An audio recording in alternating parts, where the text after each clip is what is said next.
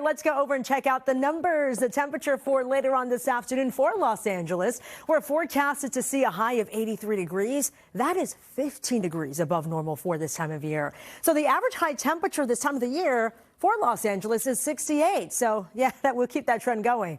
So a warmer day today. Locally gusty winds. It gets stronger as we head into tomorrow. We have those winds ramping up, and also Wednesday will be the warmest day. Cools down, however, as we head into later this week with increasing clouds. So this warm up, it is short-lived. So let's go over that wind gust futurecast, and I broke it down because when we talk about the Santa Ana winds, we usually talk about two wind-prone areas. So let's first begin around parts of the San Fernando Valley, Santa Clarita, Piru, down into the coastline, where we do have some gusty winds from time to time, around 25 to 35 miles an hour. You see there in Piru. This is later on this afternoon. Santa Clarita getting close to 30 miles an hour. And then we head into tomorrow morning. It's going to get even stronger, some of the winds here, especially between Thousand Oaks and Santa Clarita. This will continue throughout the course of the day. In fact, will continue into early Thursday across the region. Then the other area we usually talk about is the IE in Orange County. So we put this futurecast into play.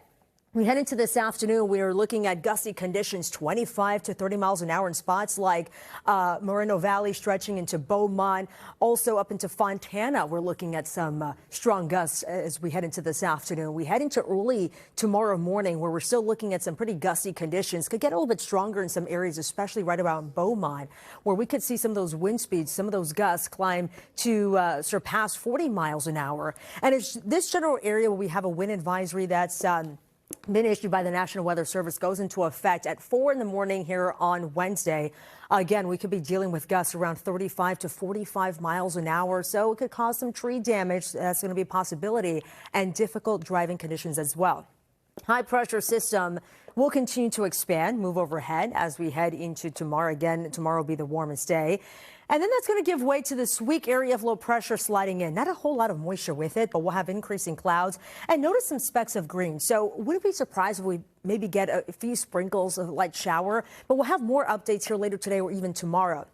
That moves in, and temperatures will start to cool down. So let's go over those numbers for you as we head into later on this week. Temperatures by Friday coming down into the 70s. So we go from the upper 80s for the basin tomorrow, dropping into the mid 80s on Thursday, and then we're talking about a 10-degree drop from Thursday going to Friday. Those temperatures in the 70s through the weekend with drier conditions. For the coast, we're looking at temperatures in the mid 70s, and then it climbs back into the 80s beginning tomorrow.